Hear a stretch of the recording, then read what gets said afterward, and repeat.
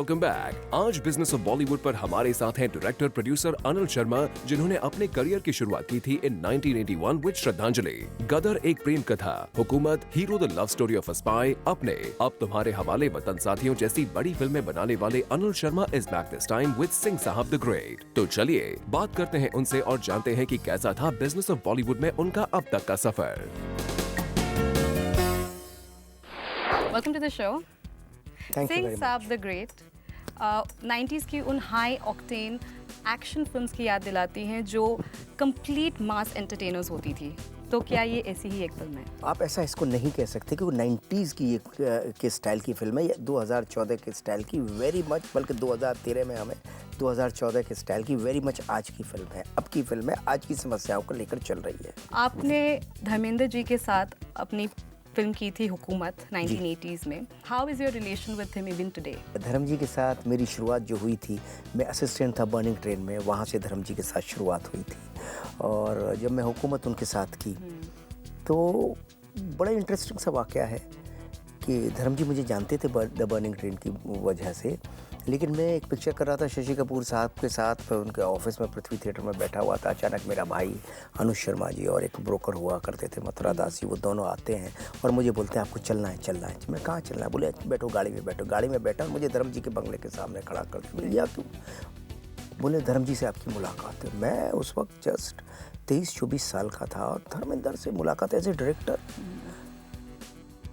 मैं ऐसे एकदम फ्रीज हो गया। बोले क्या उनको कहानी सुनानी? मैंने कौन सी कहानी, कैसी कहानी? मेरे पास कोई कहानी नहीं है। मैं बैठा, अभी धर्म जी है, मैं नीचे उनको बैठा हूँ, वेट कर रहा हूँ, मैं सोच रहा हूँ यार क्या कहानी सुनाऊँ, क्या कहानी सुनाऊँ, क्या कहानी सुनाऊँ। इतनी देर में 10-15 मिनट लगे धर्म जी को नीचे आने। 15 मिनट में मैंने उनको कहानी सुना दी। उनका कहानी तो अच्छी है, आइडिया अच्छा। मैंने कहा सर आइडिया सोचा है, अभी अभी सोचा है, स्पष्ट बता दिया, स्क्रिप्ट बनानी है, इस पर टाइम लगेगा।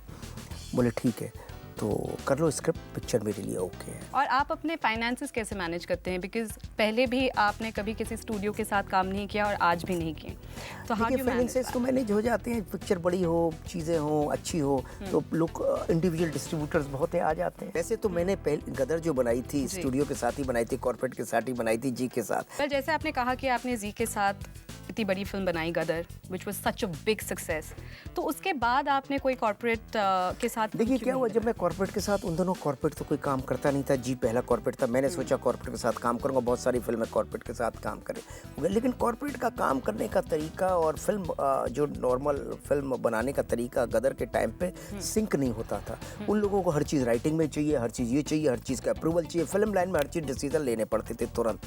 तो मुझे लग रहा था ये सिस्टम बैठ नहीं रहा है, इसीलिए शायद कॉर्पोरेट, वही कॉर्पोरेट जो कि फिल्म प्रोड्यूसर भी हैं, जैसे हीरोज है, वो फिल्म के बंदे हैं, वही सफल हैं। आप अपने लिए भी क्या आप चाहते हैं कि कुछ अलग तरीके की फिल्म आप खुद डायरेक्ट करो, खुद प्रोड्यूस करो? जैसा आपने कहा कि अनिल शर्मा जी बड़ी फिल्में बनाते हैं, तो वीर के बाद मुझे लगा नहीं यार, अब मैं एक बार, सब मुझ पे इल्जाम भी लगाते हैं कि अनिल शर्मा बहुत बड़ी फिल्म बनाता है, एक बार यार बड़ी कहानी बनाते हैं, फिल्म भले ही छोटी हो, ग्रैंडर वाइज। मेरे लिए यही एक्साइटिंग है कि मैं इस बार बहुत बड़े बजट में फिल्म नहीं बना रहा हूँ, छोटे बजट में 30-32 करोड़ में बना रहा हूँ, लेकिन फिल्म दिखेगी 60-70 करोड़ की, दिखेगी तो मेरी आंख से, दिखेगी तो मेरे लेंस से। well, आपने अपने करियर की शुरुआत पति पत्नी और वो एंड बर्निंग ट्रेन जैसी फिल्मों में असिस्टेंट बड़ा रिसर्च करके आई हैं आप मेरे बारे में, बड़ा रिसर्च करके आई हैं आप। बहुत ज़्यादा।